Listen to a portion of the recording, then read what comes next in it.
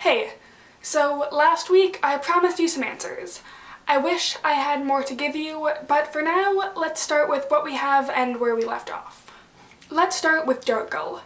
As you probably remember, last spring I had been in contact with someone online who was possibly either Darkgull himself or someone working with him. The YouTube account was under the name Alex Bell, and has seemed to so far be mostly a dead end. It wasn't active before they started commenting on my videos, and it hasn't been active since everything that went down. And there have still been no signs of Darkgull, or any information whatsoever about where he went or what happened to him. Then there's the whole other thing. Lacey was missing for around 3 days last spring. She made it home while I was filming that last video. She had been in some sort of lab, we think.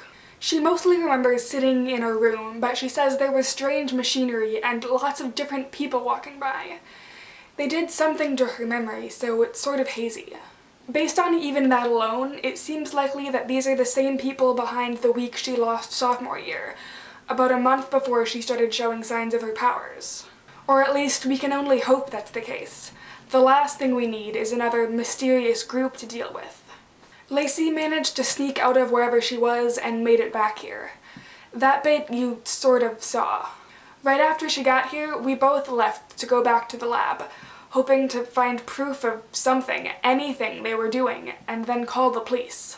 But when we got there, all we could find was what looked like a vacant office space.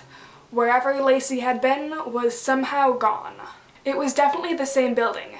Lacey knew exactly how to get in and where to go, but somehow, whoever was in there packed up and left.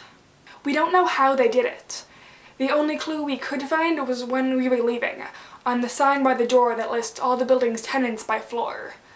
The floor was listed as belonging to somewhere called Drywater Facilities. So, Drywater Facilities.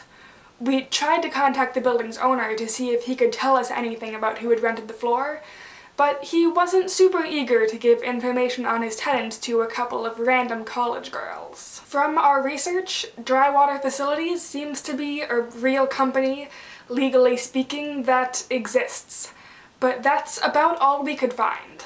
It had some complicated business or ownership ties to a couple other seemingly random companies and labs, all apparently legitimate, but none with a whole ton of public information available. But clearly there is something fishy going on, and we're going to figure out what. I wish I had more answers to give you now, but once we find out anything solid, we're going to make sure people know about it.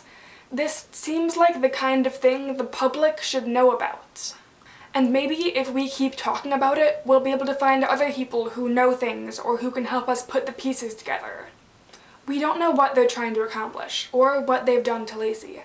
On a final side note, this summer, Lacey has noticed her powers seem a lot more potent. She says they're stronger and seem more present, as she puts it. As always, feel free to leave comments about whatever you think about all this. Sometimes it feels like we've exhausted every possible theory, until a new one comes along. And if you have questions, let me know, whether it's something I can answer or something you think we should look into. And I'll see you in a week.